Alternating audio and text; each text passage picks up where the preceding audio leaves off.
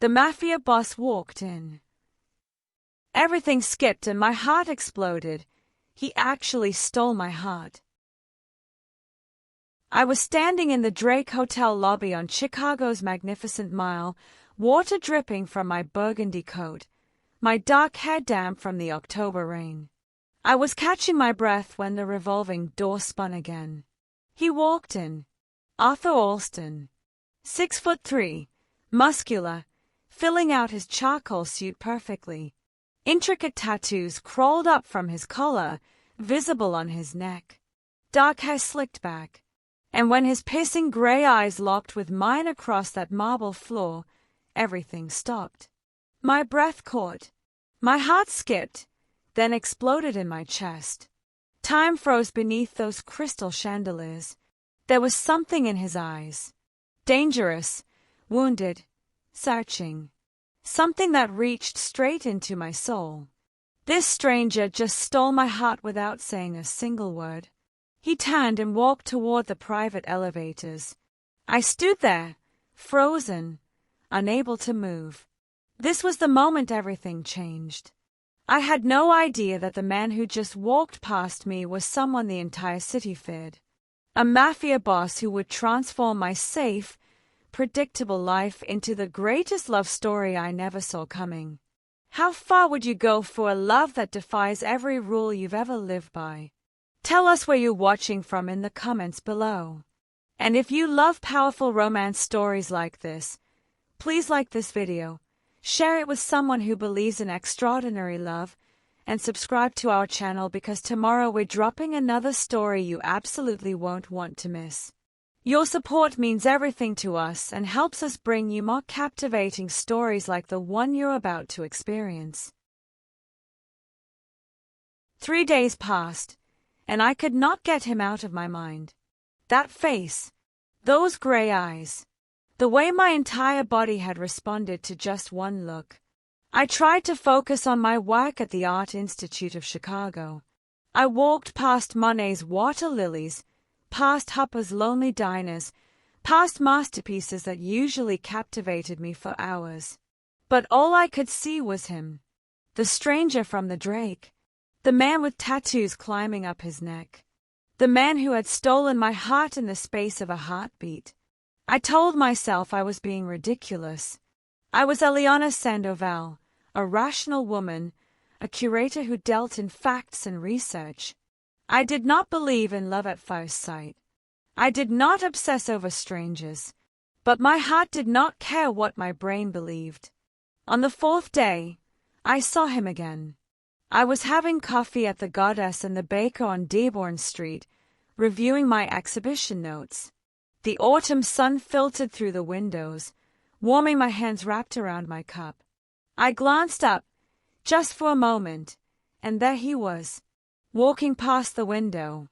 That same powerful stride, that same presence that made the busy Chicago street feel like it existed just for him. I did not think. I grabbed my bag and followed. He moved through the Chicago Loop with purpose, and I stayed behind him, my heart racing. What was I doing? This was crazy.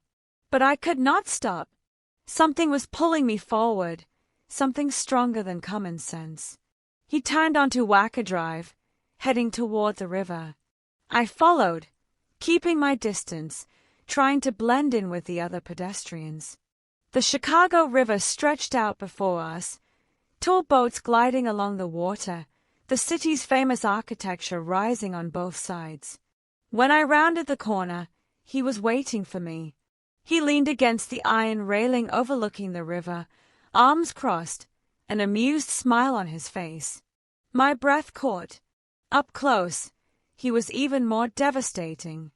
The sharp line of his jaw, the intensity in those gray eyes. The tattoos I could now see more clearly, intricate designs that disappeared beneath his shirt collar. "You are not very good at this," he said. His voice was deep, rich, commanding. Heat flooded my cheeks. I was not. I did not. Yes, you were. He straightened, and suddenly he was close. close enough that I could smell his cologne, something expensive and masculine. The question is why? Did someone send you? What? No. The words tumbled out. I do not even know who you are. Something changed in his expression. Surprise, maybe, or relief. He studied me for a long moment, those gray eyes searching my face like he was trying to read my soul. You really don't, do you? He said quietly. Should I? He was silent, clearly making a decision. When he spoke again, his voice was softer. Walk with me. We walked along the Chicago Riverwalk together. Kayakers paddled past us. Tour boats announced the history of the buildings surrounding us. People jogged by. Couples strolled hand in hand. The city lived its life around us. But I only noticed him. My name is Arthur Alston, he said. I waited. The name meant nothing to me.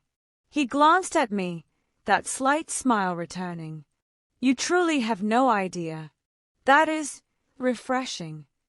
Who are you? He stopped walking, turning to face the river.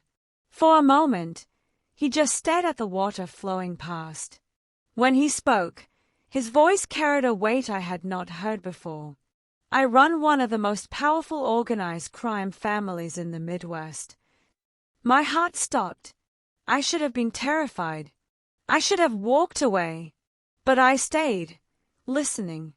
My empire stretches from Chicago to Detroit, from Minneapolis to St. Louis. I deal in things that exist in the shadows. Protection, information, influence. He turned to look at me. I am telling you this because you deserve the truth. Because when I saw you in that hotel lobby, something in me broke open. What do you mean?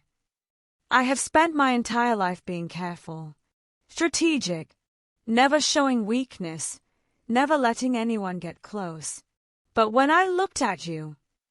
He paused, and I saw something vulnerable flash across his face. I felt like I could breathe for the first time in years.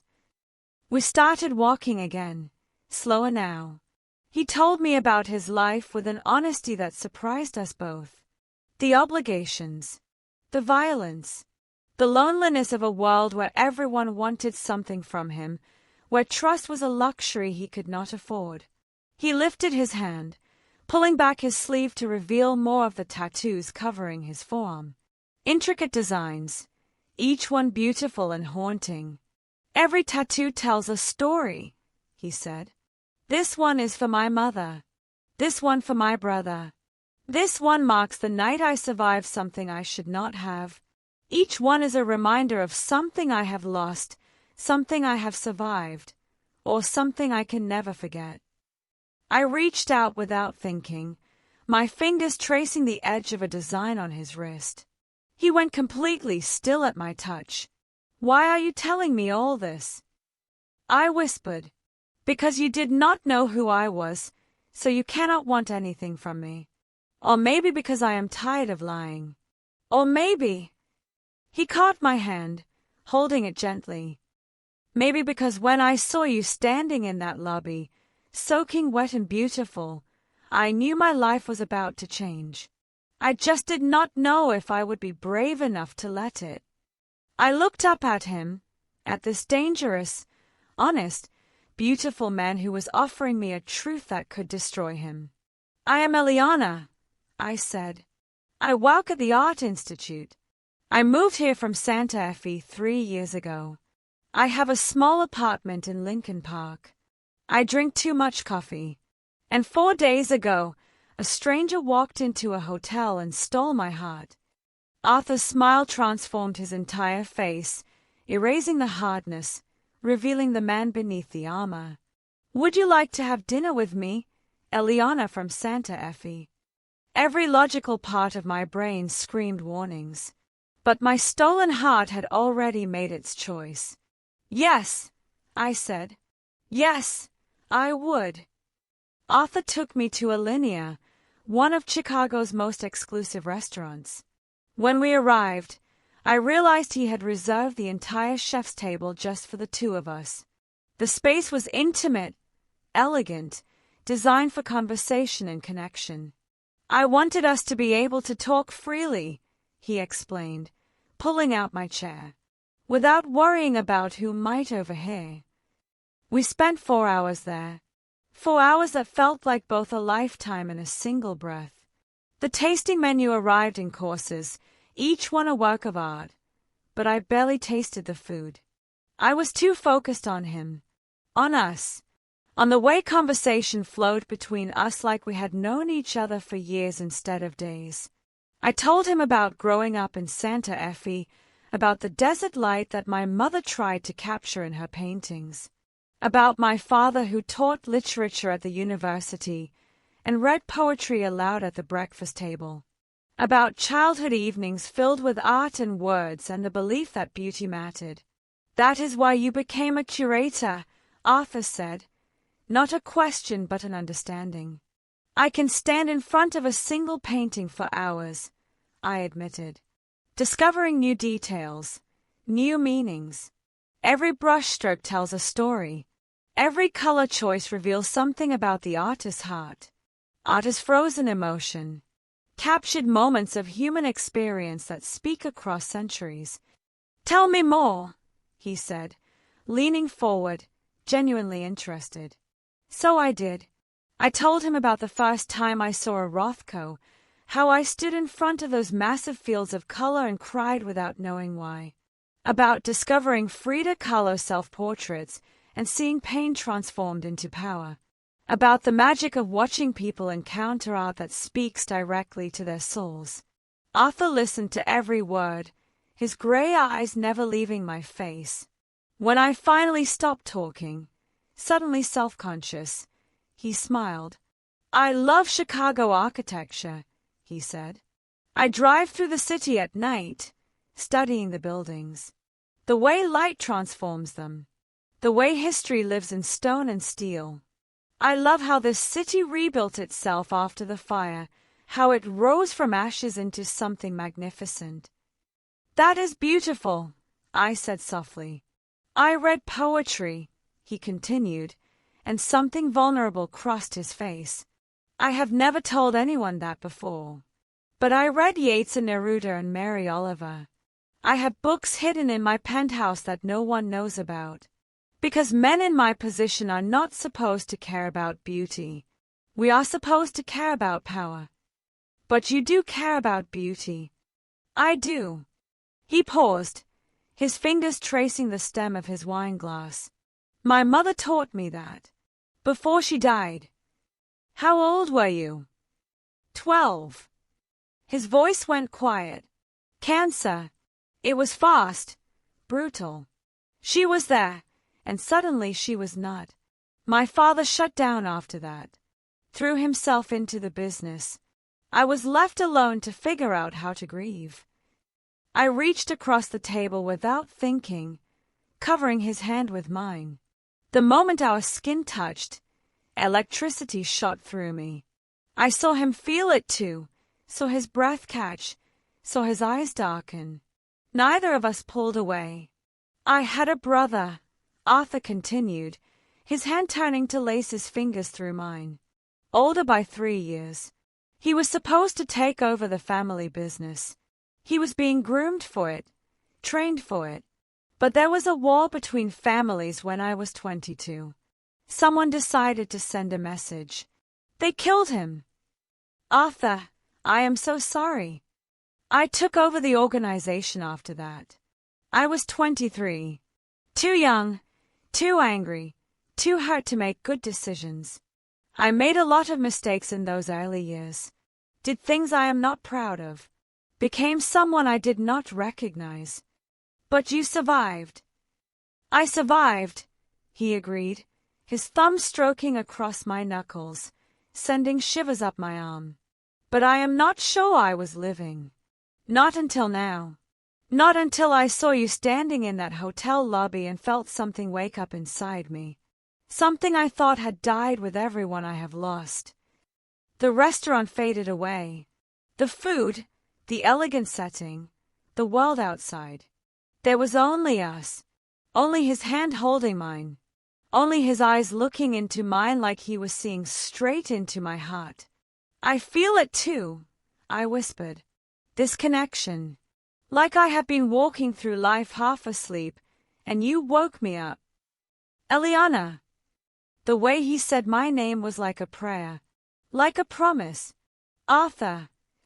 We were not strangers anymore.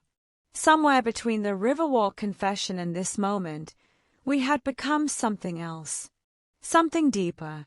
Something inevitable. The shift had happened so naturally I could not pinpoint the exact moment. But sitting there, our hands intertwined across the white tablecloth, I knew with absolute certainty that my life had just changed forever. And I was not afraid. I was home. Our relationship began in secret, wrapped in the magic of a Chicago winter. It was dangerous. It was intoxicating. It was everything I never knew I needed. Arthur showed me a city I thought I knew but had never truly seen. We had midnight picnics in Millennium Park, sitting beneath Cloud Gate while the city slept around us.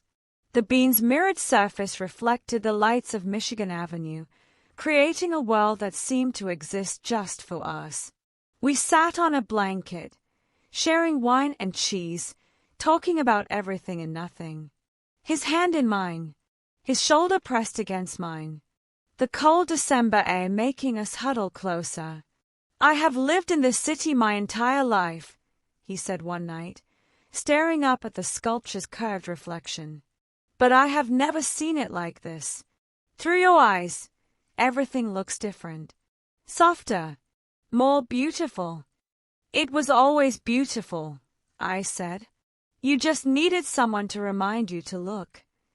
He kissed me then, soft and gentle, and the city lights sparkled around us like stars. We walked through the Lincoln Park Conservatory on snowy afternoons. Outside, the world was white and frozen.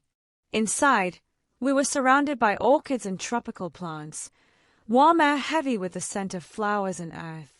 He would pull me behind the palm fronds and kiss me like we were teenagers stealing moments, not adults building something real. Snow fell outside the glass walls while we stood wrapped in each other's arms, surrounded by impossible blooms. The contrast felt like us. Cold world outside, warmth between us. Danger everywhere else, safety in each other. Arthur took me to blues clubs in Bronzeville, places where the music ran deep and true. He knew the owners, men who greeted him with respect but also genuine affection. In these spaces, he could relax. His shoulders would loosen. His smile would come easier. We would sit in dark corners, listening to guitars cry and voices soar, and he would hold my hand like an anchor. This is where I come when I need to remember that beauty still exists, he told me at a jazz bar in Hyde Park. The saxophone wailed low and mournful, and his eyes were distant. When the business gets too heavy, when I forget why I keep fighting. You come here to remember your humanity, I said. Yes. He looked at me. But now I have you for that. I showed him my world too. The Art Institute became our sanctuary. We spent hours wandering through the galleries, standing before paintings that had witnessed a century of viewers. I shared stories of the artists, the historical moments captured in oil and canvas, the lives behind the masterpieces. One afternoon, we stood before Chagall's America windows. The stained glass panels glowed with color, blue and red and green light spilling across the gallery floor. The windows celebrated art and music and literature, a tribute to freedom and creativity. Arthur stood completely still, staring up at the glass.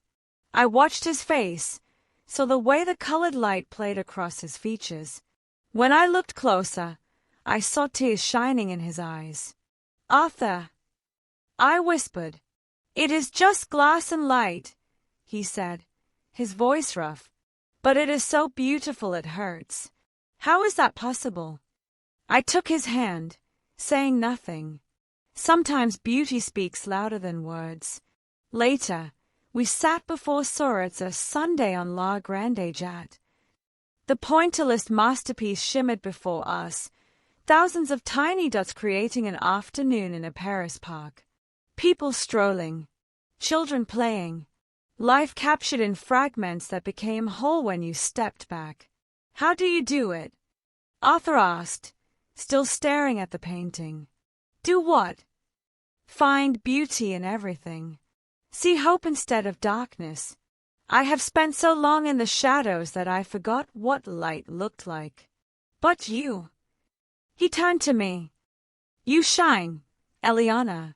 You make everything around you brighter." "That is not true. You are the one who chooses to see it. You could look at yourself and only see the mistakes, the things you regret. But you are still here, Arthur. Still fighting.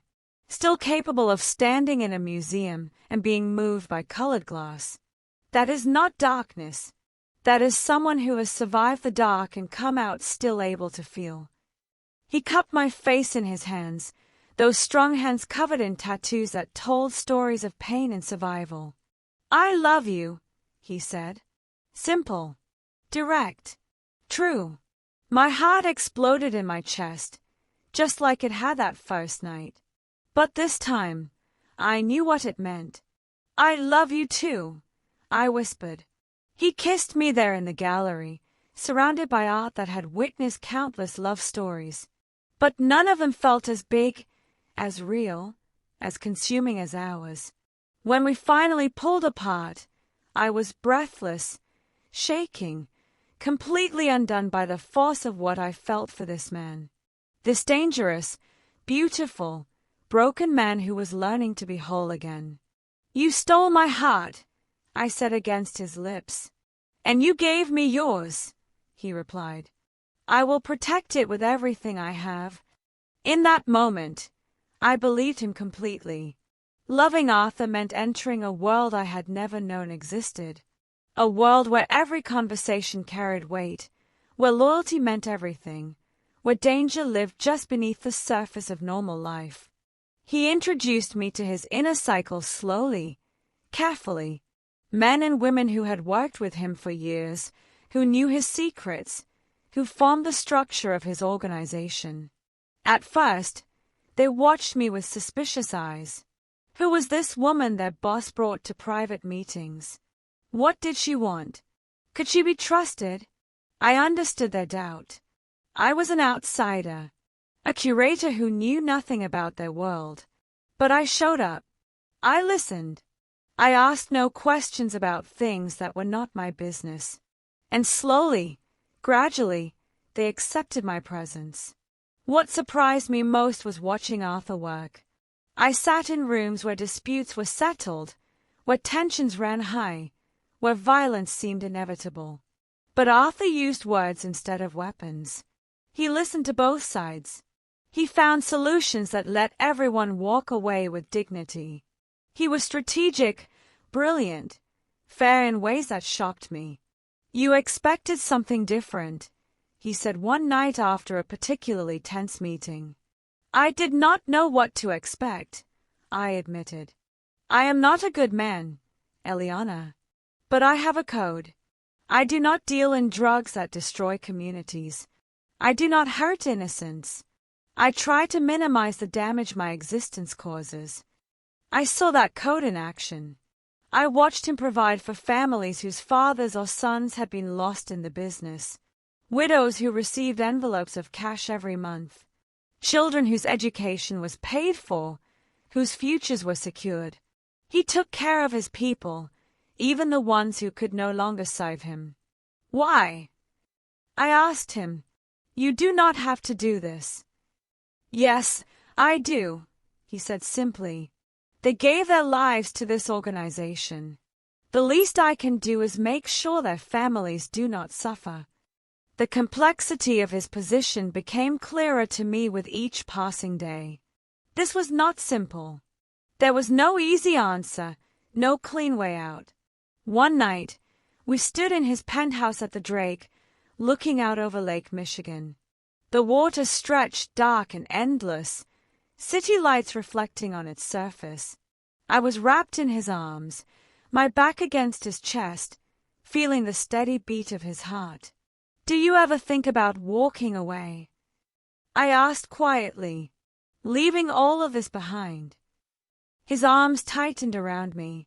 "Every single day." "Then why do not you?" He was quiet for a long moment. When he spoke, his voice carried the weight of years. "This organization employs hundreds of people. They rely on me, on the structure I have built. If I just walked away tomorrow, there would be a war. People would fight for control. My people would die. Innocent people caught in the crossfire would die. And whoever took over might not have the same rules I do. They might deal in the things I refuse to touch. They might hurt the communities I try to protect." I turned in his arms to face him. His gray eyes were troubled, tired. "You are trapped," I said, understanding flooding through me. "By responsibility, yes. By the consequences of choices I made when I was too young to understand what they would cost." "We are not so different, you and I said, reaching up to touch his face. The stubble on his jaw was rough beneath my fingers. "I stay in Chicago even though I could make more money in New York or Los Angeles. Because I have built something here. Because I have responsibilities to my museum, to the students I mentor, to the community I serve.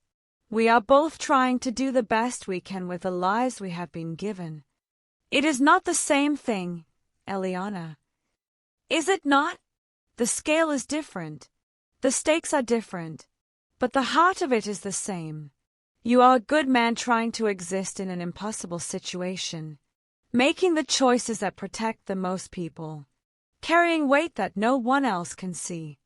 He kissed me then, deep and desperate, like I was oxygen and he had been drowning. "How do you see me like this?" he whispered against my lips. "How do you look at everything I am, everything I have done, and still see something worth loving? Because life is not black and white, Arthur. It is shades of gray, like your eyes. And in those shades, I see a man who is fighting every day to be better, to do better, to protect people instead of hurt them. That is who you are. Not your worst moments, not your biggest regrets. You are the sum of every choice you make, and I see you choosing compassion over cruelty, strategy over violence, care over indifference. We made love that night with Chicago spread out beneath us, the city witness to our connection. And when I fell asleep in his arms, I knew with absolute certainty that I had completely fallen in love with this complicated, beautiful man. Not despite who he was, but because of it. Every part of him. The darkness and the light. The past and the present. The man he had been and the man he was becoming. My heart had been right that first night at the hotel. It had recognized what my mind took weeks to understand. Arthur Alston was mine, and I was completely, utterly, irreversibly his. 3 months into our relationship, reality came crashing through our beautiful bubble. I was standing at the floor-to-ceiling windows in Arthur's penthouse at the Drake, watching the sunset paint Lake Michigan in shades of orange and pink. The water stretched out forever, peaceful and vast. I had my coffee in hand, wearing one of Arthur's shirts, feeling more at home here than I had ever felt anywhere. Arthur was in his study, handling business. I heard his voice, calm and measured, discussing something I did not need to understand. This was our rhythm now, my world and his world, somehow coexisting. Then everything changed. His phone rang. I did not pay attention at first. He took calls constantly, but this time, his voice shifted, went sharp, hard, the tone he used when something was seriously wrong. I turned from the window and saw him standing rigid, every muscle in his body tense. His free hand was clenched into a fist. His jaw was tight. When he hung up, His face looked carved from stone. "What is wrong?" I asked, setting down my coffee. "There is a situation." His voice was carefully controlled. "Some people from New York are unhappy about certain territorial arrangements. They are making moves, testing boundaries." My stomach dropped. "Is it dangerous?" He looked at me, and what I saw in his eyes made my breath catch. Fear. Real, raw fear. "My whole life is dangerous, Eliana." He crossed the room, but not to hold me, to put distance between us. "That is what I have been trying to tell you. This, what we have, it cannot last." I was fooling myself thinking it could. "What are you talking about?" "You need to leave. Tonight. Go back to your apartment. We need to end this before someone figures out what you mean to me." "No." The word came out firm, strong. "You do not understand." His voice rose, frustration and fear bleeding through. "If they know about you, if they figure out what you mean to me, you become a target, a liability, a weapon they can use against me. Do you understand what that means? What they would do to you to get to me?" "I understand perfectly, and I am not leaving." "Eliana, please." He ran his hands through his hair, and I saw them shaking. "I have lost everyone I have ever loved to this life. Everyone. My mother died when I was 12. My brother was murdered because of who our father was. I have had friends, people I considered family, killed in wars over territory and pride and money. Every single person I have ever cared about has been taken from me or destroyed by this world." His voice broke on the last words. I had never seen him like this. Vulnerable. Terrified. Not of violence or death, but of loss. "I cannot lose you too," he whispered. "I cannot watch them hurt you because of me. I cannot survive that, Eliana. I cannot." I crossed to him, taking his face in my hands, forcing him to look at me. His gray eyes were wet with unshed tears. "Listen to me, Arthur Alston. I am not going anywhere. Yes, your life is dangerous. Yes, loving you is probably the most reckless thing I have ever done. But I would rather have one real day with you than a lifetime of safe, empty moments with someone else. You could die. I could get hit by a bus crossing Michigan Avenue tomorrow. I could have a heart attack at 35. Life is risk, Arthur. The only question is whether we face it together or apart. And I choose together. I will always choose together. Eliana." "No. You do not get to make this choice for me. You do not get to decide what I can handle, what I am strong enough to survive. I know who you are. I know what your world looks like. And I am choosing you anyway. I am choosing us." He pulled me against him, holding me so tight I could barely breathe. His heart was racing against mine. His whole body was shaking. "I love you," he said into my hair. "God help me. I love you more than I thought I could love anything. More than my own life. More than my own safety. That is what terrifies me. I would burn down the entire city to keep you safe, and that kind of love is dangerous in my world." I pulled back just enough to see his face. Tears were sliding down his cheeks, and I wiped them away with my thumbs. "My heart has been yours since the moment you walked through that door," I said. "You stole it, remember? Which means it is your responsibility to keep it safe. And the only way to do that is to let me stay. To let me be part of this. To trust that I am strong enough to stand beside you." He kissed me then, fierce and desperate, tasting of salt and fear and love so big it could not be contained. I kissed him back with everything I had, pouring all my certainty into it, all my courage, all my absolute refusal to walk away. When we finally broke apart, we were both crying, both holding on like letting go meant death. Together, I whispered against his lips. Together, he agreed, his voice rough. I will protect you with everything I have. I will move heaven and earth to keep you safe. I know, and I will stand beside you through whatever comes. That is what love means, Arthur. Not running when things get hard. Not hiding when danger appears. Staying. Fighting. Choosing each other every single day. We stood there in his penthouse, wrapped around each other, the Chicago sunset fading outside the windows. We had just made a choice. Not the safe choice.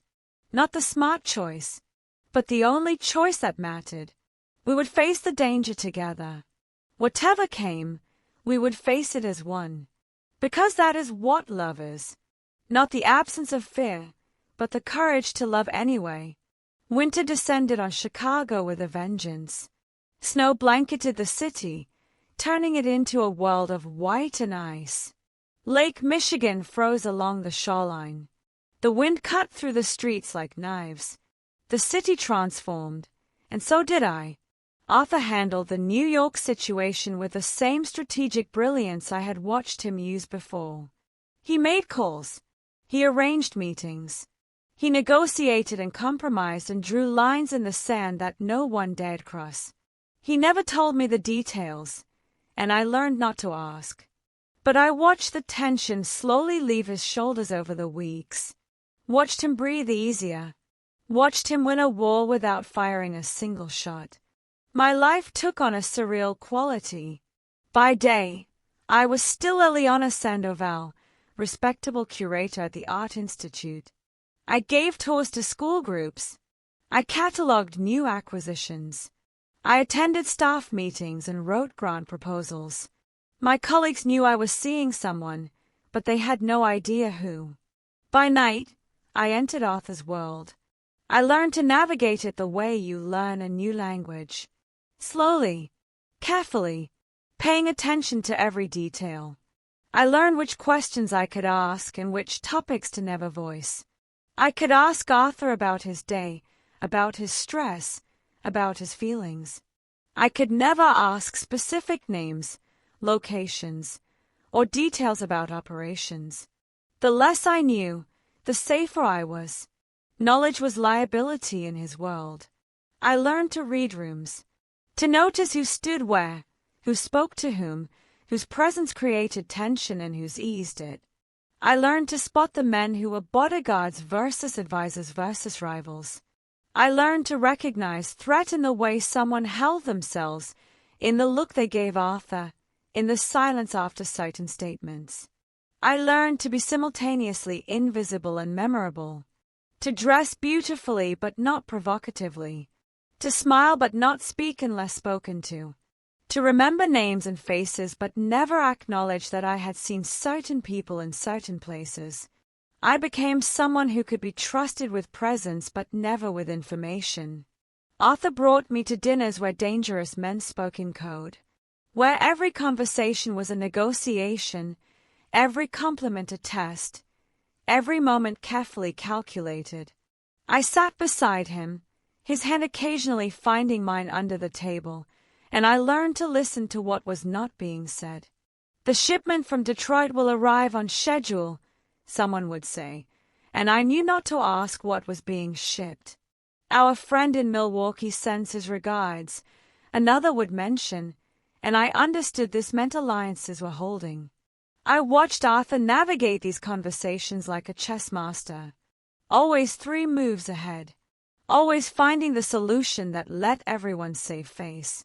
Always choosing the path that avoided bloodshed when possible. His inner cycle, the men and women who had been suspicious of me at first, gradually accepted my presence fully. They stopped watching me like a threat and started greeting me with genuine warmth. They saw that I was not going anywhere, that I asked no questions, that I loved their boss and made him happy in ways they had never seen before. "You are good for him," one of Arthur's oldest friends told me at a dinner in January. He smiles now. Really smiles. We had forgotten he knew how. I continued to watch Arthur provide for the families of men who had fallen in his service, widows who hugged him with tears in their eyes, children whose college funds he personally managed. He maintained his code even when it cost him. No drugs, no innocent casualties. Minimize the damage. Protect the community where possible. He was trying to survive in an impossible world while doing the least harm possible. The contradiction would have torn apart a weaker man. But Arthur carried it, and I learned to help him carry it. My own strength grew in ways I never expected. I had always thought of myself as soft, an art lover, a dreamer, but I discovered steel in my spine I did not know existed. I could stand in a room full of dangerous men and not flinch. I could smile at people I knew had done terrible things. I could separate the violence from the man I loved and understand that he was more than his worst moments. The intimacy between Arthur and me deepened in ways that went beyond physical. We shared secrets now, shared dangers, shared the weight of a world that would destroy us if we showed weakness. That kind of trust, that kind of partnership, created a bond stronger than anything I had known was possible. He told me things late at night that he had never told another soul. Fears, regrets, dreams he barely admitted to himself. And I held those confessions like sacred trust, never judging, always loving. I told him my own fears, that I was not strong enough for this life, that I would make a mistake that would cost him, that loving him might be the most selfish thing I had ever done because it put him at risk too. You make me stronger, not weaker, he told me one night as we lay tangled together in his bed, the Chicago skyline glittering outside. You give me something to protect, something to fight for beyond just survival. You give me a reason to become better. Our love deepened through each trial. Each challenge we faced together made us more certain. This was real. This was forever. This was worth every risk. Sometimes I would catch myself at the museum, standing in front of a painting, and think about the absolute strangeness of my life. In the morning, I discussed Impressionism with donors. At night, I attended meetings where men discussed territory and loyalty and consequence. But it did not feel wrong. It felt like I was finally living at full volume instead of half intensity. Arthur had awakened something in me. Something brave and fierce and unwilling to settle for safe when I could have real.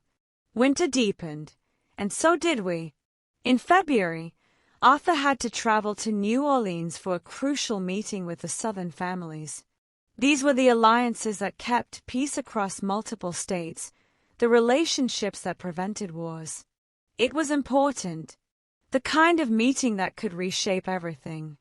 I was helping him pack when he stopped, a shirt in his hands, and looked at me. "Come with me," he said, "to New Orleans. I do not want to be away from you for 5 days."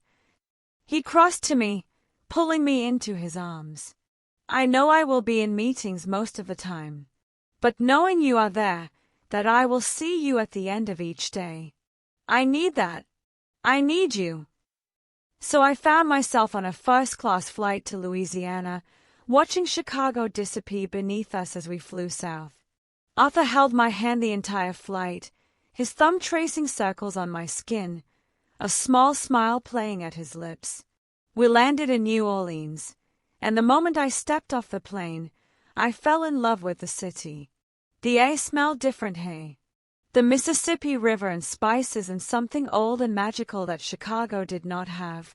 It was warm despite being February, and the atmosphere felt alive in a way that made my skin tingle.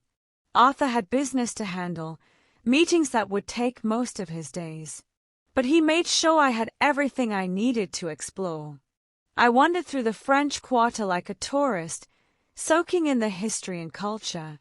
I visited the historic Voodoo Museum, fascinated by the altars and artifacts, the blend of religions and traditions that made the city unique. I walked along the moonwalk beside the Mississippi River, watching boats drift past, feeling the sun on my face. I sat at Café du Monde, eating bayonets while powdered sugar dusted my black coat like snow.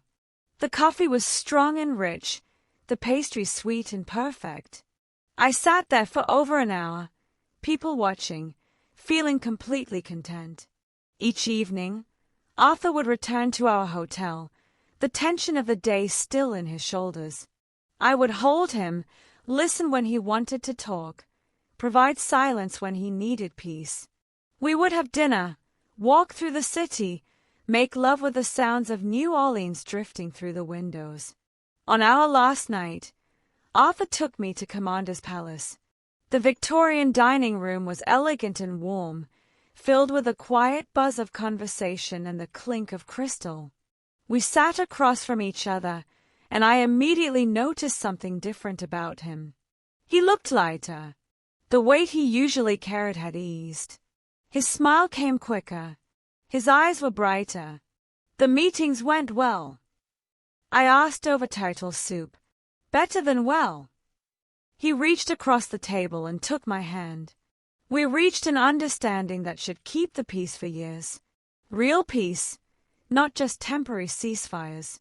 The kind of stability that will let everyone focus on business instead of conflict. Arthur, that is wonderful. I could not have done it without you, he said, his voice serious. I was not in your meetings. No, but you were here. Knowing you were back at the hotel, that I would see you at the end of each day, it kept me grounded. Kept me focused on building something sustainable instead of just winning the immediate battle. He paused, his gray eyes intense on mine. You make me want to be better, Eliana. Not just different, but actually better. My throat tightened with emotion. You already are better than you think. I am going to prove that to you. He squeezed my hand. I am going to find a way to transition out of the worst parts of this business. It will not happen overnight. It might take years. But I am going to build something legitimate. Something real. Something you can be proud of. I am already proud of you, I said softly. Of who you are. Of who you are becoming. I want to be worthy of you. You already are. We finished our dinner, the food incredible but secondary to the conversation, to the promises being made across the white tablecloth. When we left the restaurant, Arthur took my hand and we walked through the French Quarter together. The night was alive with music. Street musicians played on corners, their guitars and trumpets and voices filling the air with jazz and blues and soul. The iron balconies dripped with flowers even in February, bougainvillea and jasmine spilling over the railings. Gas lamps flickered, casting warm light on the old buildings. We walked hand in hand, not talking, just being together. The city moved around us, tourists and locals alike, but we existed in our own world. His hand was warm in mine. His shoulder brushed against mine with each step. I had never felt more connected to another human being. We stopped in Jackson Square. The artists had packed up for the night, but the square was still beautiful. Historic buildings surrounded us, and there, rising against the night sky, was St. Louis Cathedral. Its 3 white spires reached toward the stars, elegant and timeless. Arthur stopped walking, turning to face the cathedral. I stood beside him, wondering what he was thinking. His profile was beautiful in the soft light, strong and perfect. I want to build a life with you, he said quietly. A real life, not just stolen moments between crisis and danger. A future. My heart was racing. I want that too. He turned to look at me, and something in his expression made my breath catch. This moment felt significant, important, like we were standing on the edge of something that would change everything. The cathedral's white spires reached toward the stars, beautiful and ancient, witnesses to countless moments of faith and hope and commitment.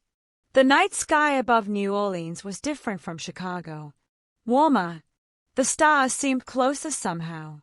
Arthur was still looking at me, and in the glow of the gas lamps and the cathedral lights, I could see everything in his eyes. Love, fear, hope, certainty. "Marry me," he said.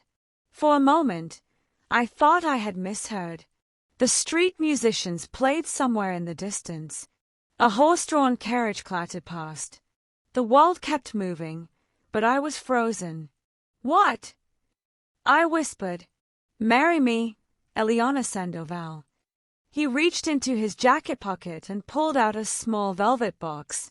When he opened it, I stopped breathing. The ring was vintage, clearly from the 1920s. An emerald, deep green and glowing, surrounded by diamonds in an Art Deco setting. It was the most beautiful thing I had ever seen. Old and precious and absolutely perfect. "I know my life is complicated," Arthur said, and his voice was rough with emotion. "I know I cannot give you normal. I cannot promise you safe. I cannot offer you the white picket fence life that you probably dreamed about as a little girl." He took my hand, and I felt him trembling. "But I can give you every piece of my heart. Every single piece, Eliana. I can give you every moment of my time, every ounce of my protection, every bit of my devotion. I can promise you that I will love you with everything I am for the rest of my life. I can promise that I will fight every day to become the man you deserve. I can promise that you will never doubt, not for 1 second, that you are the most important thing in my world." Tears were streaming down my face. I could not stop them. "I love you more than I thought it was possible to love another person," he continued. "You walked into that hotel lobby, and you changed everything. You saved me, Eliana. You made me believe that I could be more than just what I was born into, more than the mistakes I have made. You looked at me and saw someone worth loving, and that changed me at a fundamental level." He took a breath, and I saw his own eyes were wet with tears. "I want to spend the rest of my life with you. I want to wake up next to you every morning. I want to build something real with you. A home, a future, a life that means something beyond survival. Say yes. Please say yes." I looked at this man, this beautiful, dangerous, complicated man who was offering me everything he had. I saw our future stretching out before us in that moment. It would not be easy. There would be challenges. There would be dangers. There would be moments of fear and uncertainty. But there would also be love. Fierce, consuming, transformative love.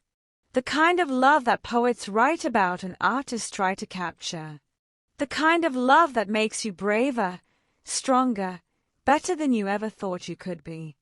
"Yes," I said, laughing and crying at the same time. "Yes, Arthur. Yes, I will marry you." His smile was brilliant, transforming his entire face. He took the ring from the box with shaking hands and slid it onto my finger. It fit perfectly, like it had been made for me, like it had been waiting all these decades to find its way to my hand. I looked down at it, the emerald catching the light, and felt complete in a way I had never imagined possible. My heart had exploded that rainy October night in Chicago. This man had stolen every piece without even trying. But standing here in front of his cathedral, I understood the full truth. He had not just stolen my heart. He had given me his own in return. We were building something whole together, something neither of us could have created alone. Arthur pulled me into his arms and kissed me. I tasted salt from our tears, felt the strength of his arms around me, the solid reality of his body against mine. The cathedral rose behind us, a sacred witness to this moment. This promise. "I love you," I whispered against his lips. "I love you," he said back. "My Eliana, my heart, my future."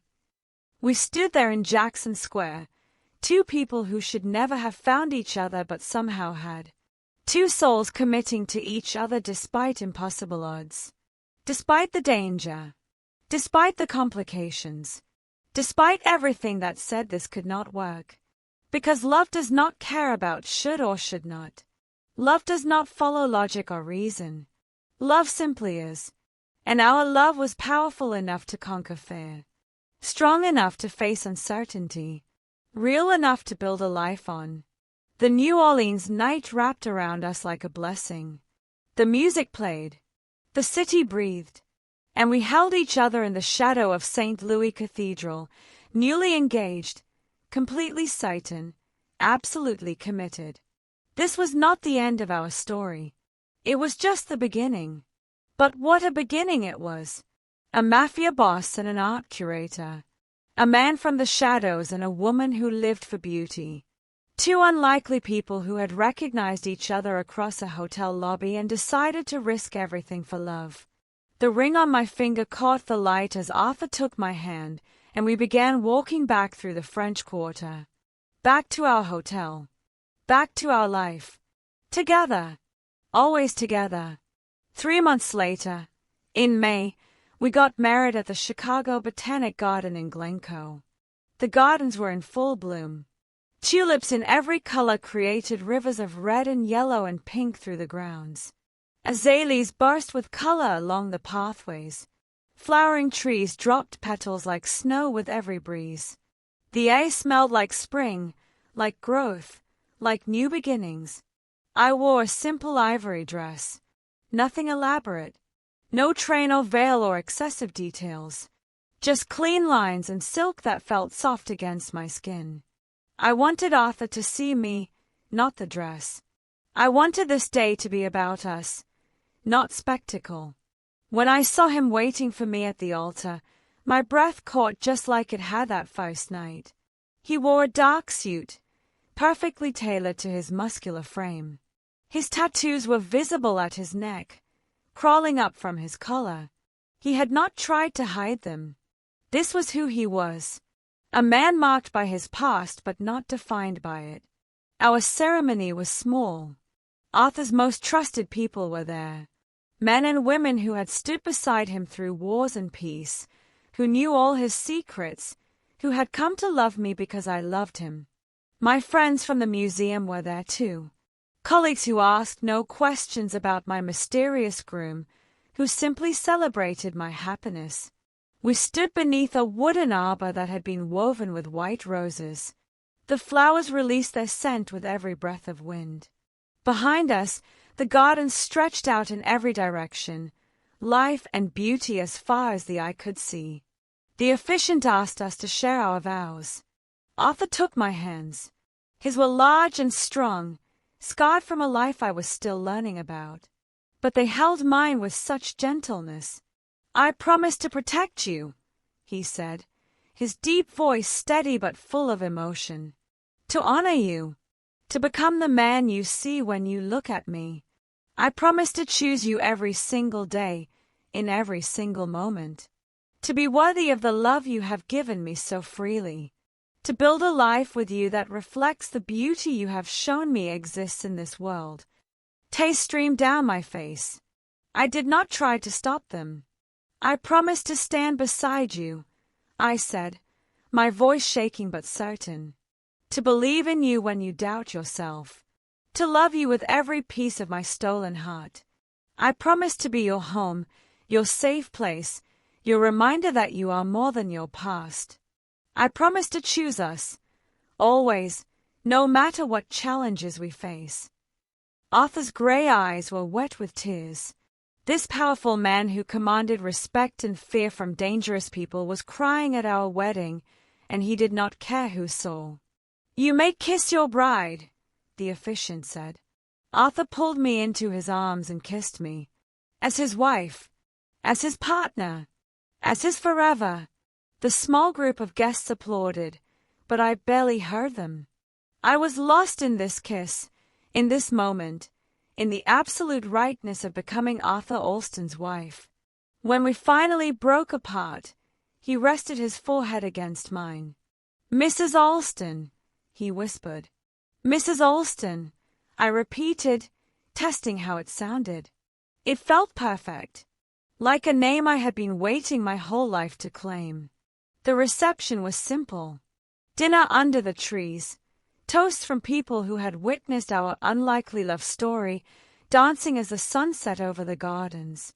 Arthur held me close as we swayed to music, and I felt the promises we had just made settling into my bones. This was what that moment in the hotel lobby had been leading to. Not just attraction, not just chemistry, soul meeting soul, recognition at the deepest level. I looked around at our guests, Arthur's world and my world, sitting together, celebrating together. A Mafia boss and an art curator. People from the shadows and people from society. All of them here because they loved us, because they believed in what we were building together. "What are you thinking?" Arthur asked, his lips close to mine as we danced. "That we are proof that love does not follow rules," I said. "That the right person can come from the most unexpected place. That sometimes the love story that makes no sense on paper is the one that makes perfect sense in your heart. I am going to spend the rest of my life making sure you never regret choosing me," he said. "I could never regret this. You are the best decision I have ever made." We danced until the stars came out. We ate cake and laughed with our friends and soaked in every moment of this day. When it was finally time to leave, we walked through a shower of flower petals thrown by our guests.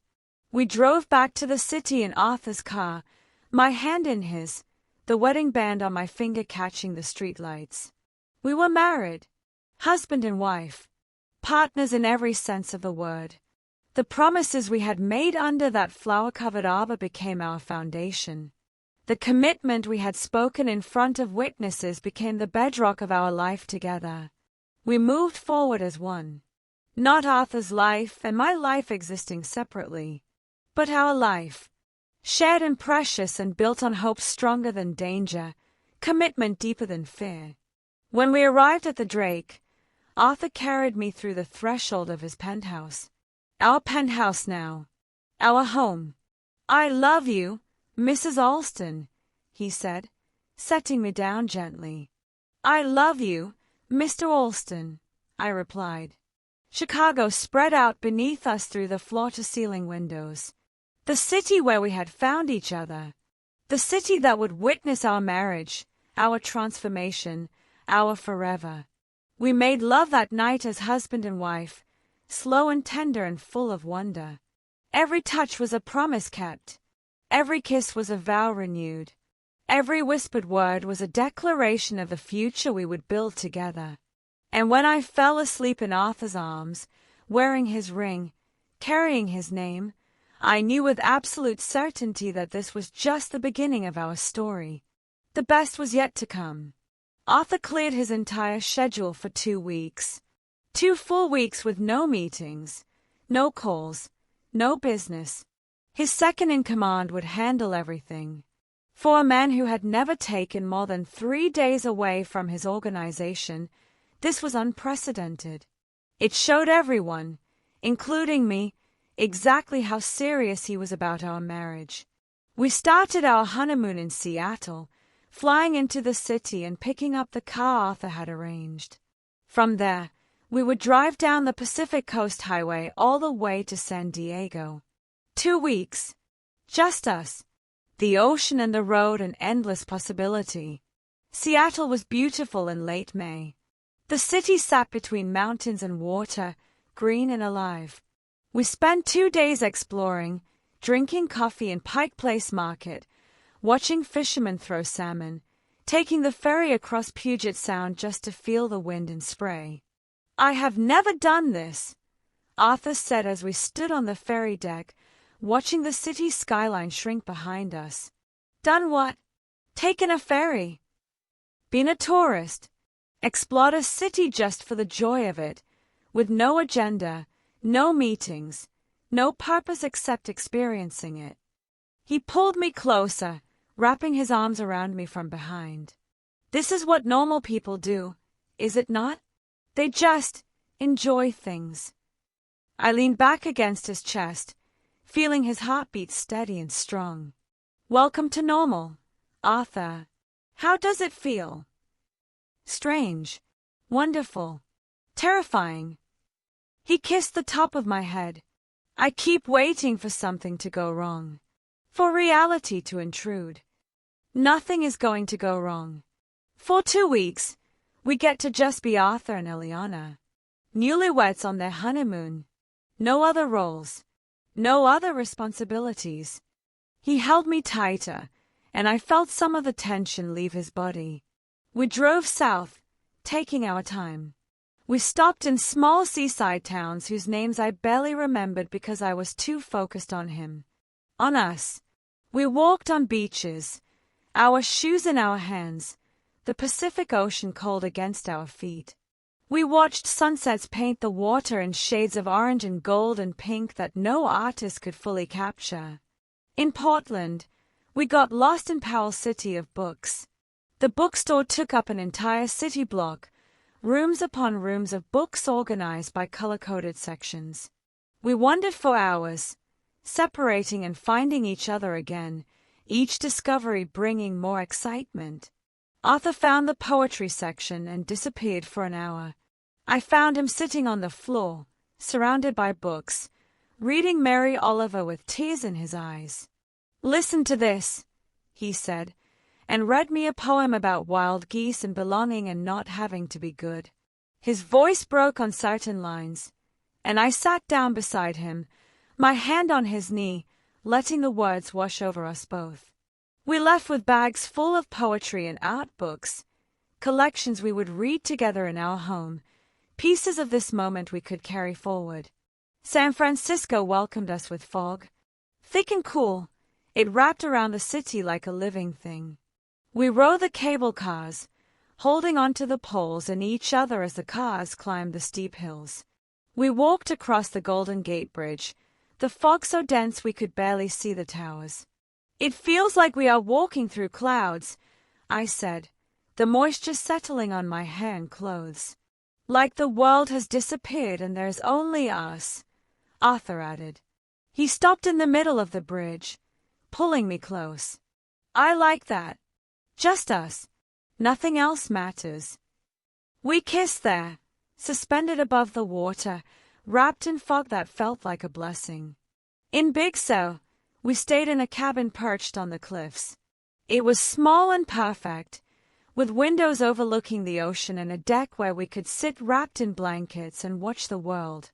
We fell asleep each night to the sound of waves crashing against rocks far below. The rhythm was ancient and soothing, a lullaby older than humanity. Arthur held me close, his body warm against mine, his breathing eventually matching the pulse of the ocean. We woke each morning to sunlight streaming through the windows and the sight of sea otters playing in the kelp forest below. They floated on their backs, cracking shells on their bellies, diving and surfacing in an endless dance. Their joy was contagious. One morning, we sat on the deck wrapped in blankets, coffee in hand, watching the otters play. The ocean stretched endlessly before us. The sky was clear and impossibly blue. Everything felt perfect and peaceful. "I never thought I could have this," Arthur said quietly. "Peace, joy, a future that is about more than just survival. I thought men like me did not get happy endings." I turned to look at him. His profile was strung against the morning light, his gray eyes fixed on the horizon. "You deserve it," I said firmly. "Everyone deserves love and happiness, Arthur. Even mafia bosses." There was a hint of humor in his voice, but also real vulnerability. "Especially reformed mafia bosses who are actively transitioning to legitimate business," I said. He smiled, reaching for my hand. "I have a plan. I have been working on it since New Orleans, since I asked you to marry me. I am moving the organization toward legal enterprises, real estate, restaurants, security firms, using all the capital I have accumulated over the years for legitimate investments." "That is wonderful," It is going to take years, Eliana. Maybe 5. Maybe more. There are people who will resist. Old alliances that will be tested. It will not be easy or quick. I squeezed his hand. We have years. We have our whole lives. Arthur, you do not have to transform everything overnight. Just keep moving in the right direction. Keep choosing better. That is all anyone can do. He pulled me into his lap, the blanket wrapping around both of us. You are my compass, my true north. When I do not know which choice to make, I think about coming home to you, about being someone you can be proud of, that guides me toward the right path every time. I am already proud of you. I know, but I want to be worthy of that pride. I want to build something that is not just about survival or power. I want to build something meaningful, something good. We sat there for a long time, wrapped in each other and the blankets, watching the ocean and the otters and the endless sky. This honeymoon was more than just a vacation. It was sacred time. Time to build our foundation as husband and wife. Time to dream about our future without the weight of Chicago pressing down on us. These 2 weeks were a gift. A reminder of what we were building together. A glimpse of the life we could have once Arthur completed his transformation. And that vision, that promise of peace and joy and love, would sustain us through all the challenges ahead. We returned to Chicago, and reality hit us immediately. The honeymoon glow lasted exactly 3 days before Arthur's transformation plan met its first major resistance. Men who had worked for him for years pushed back against the changes. They wanted the old ways, the quick money, the power that came from fear rather than respect. We have always done it this way, one of his captains argued in a meeting I was not supposed to hear. Why change what works? Because I am building something sustainable, Arthur replied, his voice hard. Something that will last. Something that does not end with all of us in prison or dead. But not everyone agreed. Some left the organization entirely. Others stayed but fought him at every turn. Rival families saw his reforms as weakness. They tested boundaries, pushed into territories they had respected for years, tried to take advantage of what they perceived as Arthur going soft. There were threats, challenges, moments when violence seemed inevitable. The federal investigators were worse in some ways. They did not believe a man like Arthur Alston could truly go legitimate. They watched his every move, waiting for him to slip, to prove that his transformation was just a front for continued criminal activity. The pressure was constant and crushing. Arthur came home exhausted most nights. The weight of balancing old alliances while building new partnerships aged him in ways that broke my heart. I saw new lines around his eyes, watched his shoulders carry tension that never fully released. But I was there, every single night, his anchor in the storm. When he was tempted toward violence, toward solving problems the old way because it was faster and easier, he told me later that he would think of me, standing in the Art Institute, talking about beauty and hope and choosing what we focus on. That memory would pull him back from the edge, remind him why he was doing this. You are my conscience, he told me one night as I rubbed his shoulders, trying to ease some of the tension. My reminder that there is another way. You already knew there was another way, I said. I just help you remember it when things get hard. I discovered my own strength during those hard years. Loving Arthur, supporting him through his transformation, required me to become more than I had been. I learned to trust my instincts in situations where I had no experience. I learned to stand firm in my convictions even when powerful people disagreed. I navigated complex political situations with grace I did not know I possessed. Arthur started bringing me to more meetings, more dinners, not because I needed to know the details of his business, but because my presence changed the dynamic in rooms.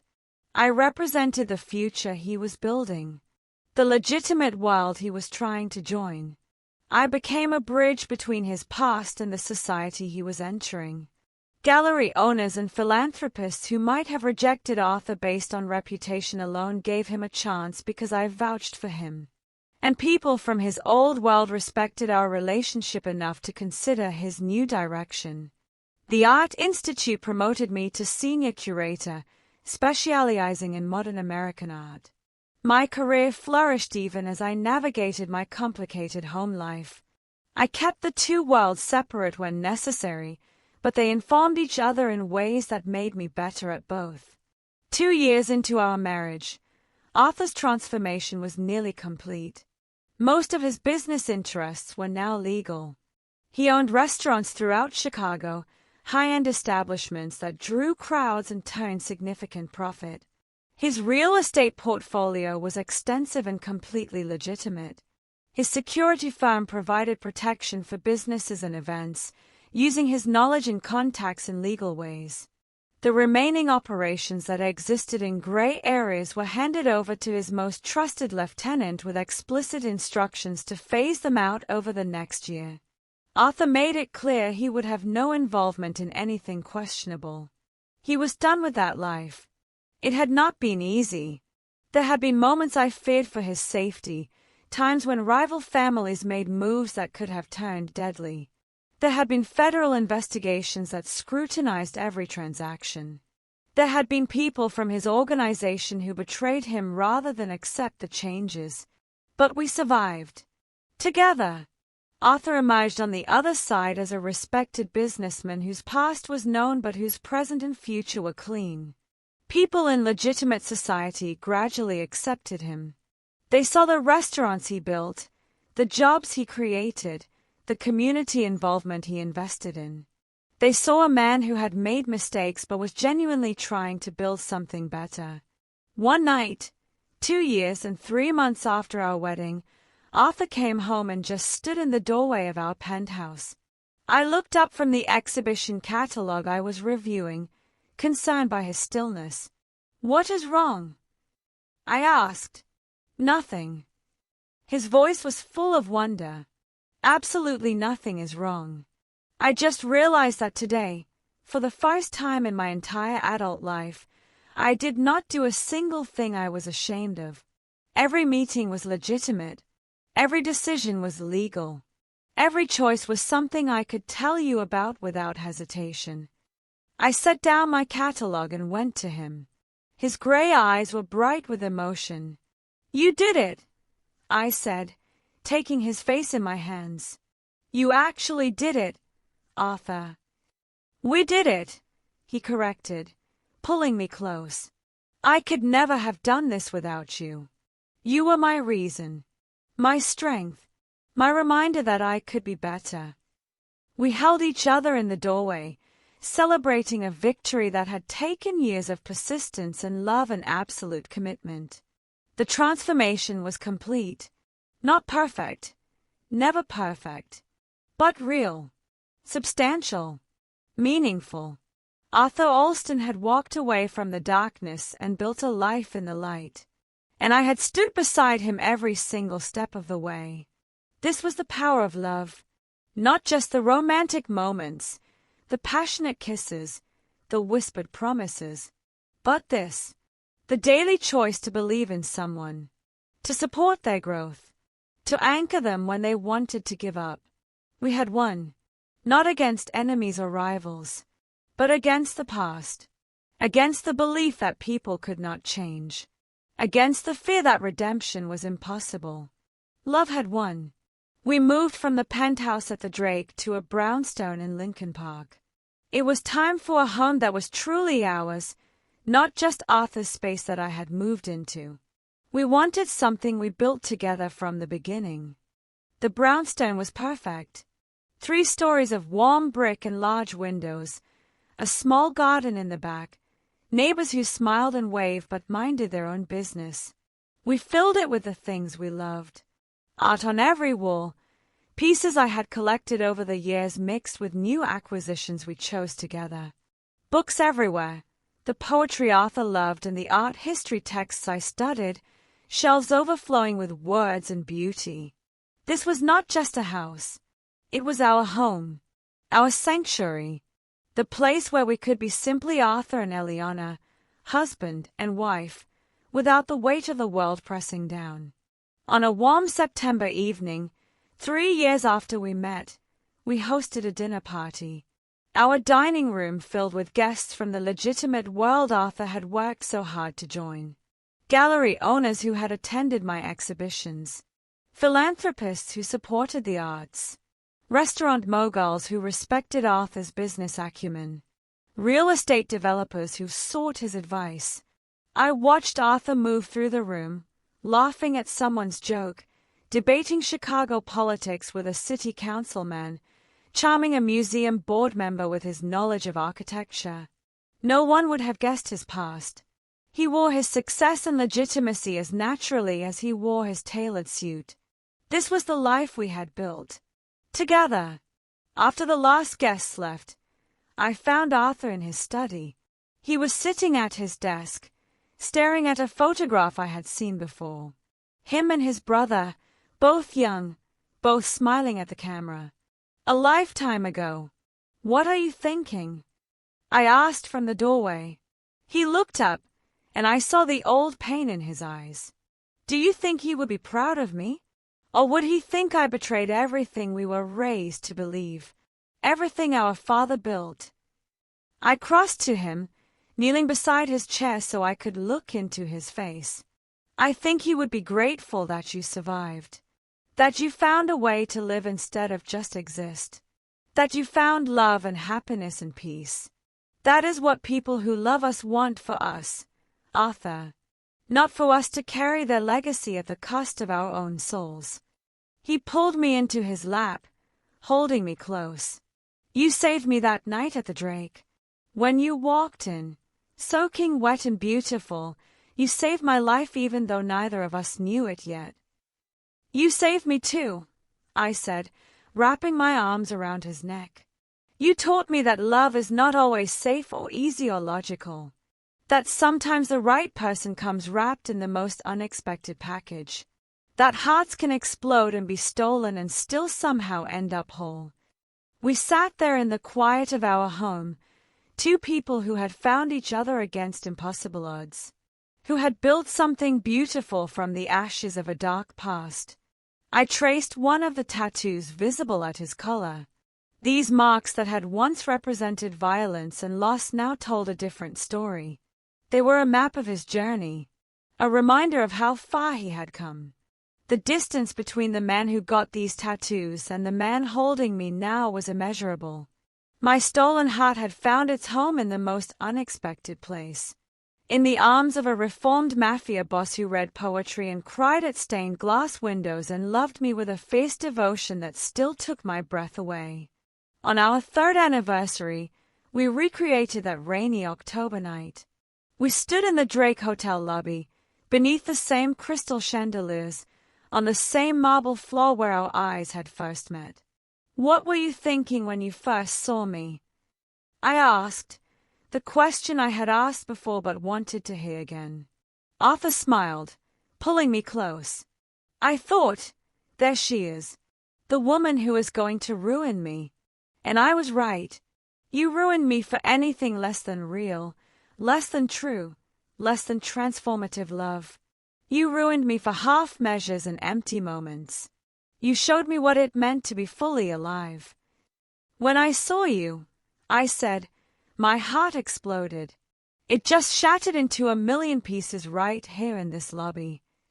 And I stole every one, Arthur said, cupping my face in his hands, and put them back together better than before. Stronger, whole in a way they never were when you carried them alone. He kissed me there in the lobby where it all began. Sacred ground where a curator and a Mafia boss had locked eyes and recognized something eternal. Where my heart had exploded and been stolen and been given freely all in the space of a heartbeat. People moved around us, hotel guests coming and going, each on their own journey. But for us, this spot would always be special. The place where our story began. We walked out into the Chicago night hand in hand. The city lights glittered around us. Michigan Avenue bustled with life. Lake Michigan stretched dark and endless beyond the buildings. We carried our story forward with every step, a testament to the transformative power of love, proof that redemption is possible, evidence that the most unlikely people sometimes make the most perfect pairs. Because love does not follow rules or logic. It does not care about backgrounds or circumstances, or what makes sense on paper. Love simply is, powerful and explosive and heart-stealing and absolutely worth every risk. Our forever began in that one moment 3 years ago when a stranger walked through a revolving door and stole my heart. And it continues every single day after. Every morning we wake up together. Every evening we come home to each other. Every moment we choose love over fear, hope over doubt, together over apart. This is our story. The Mafia boss who walked in and made my heart explode. Who stole every piece and gave me his in return. Who transformed from darkness into light, not despite our love but because of it. And we are still writing it, still building it, still choosing each other every single day. Because that is what real love is.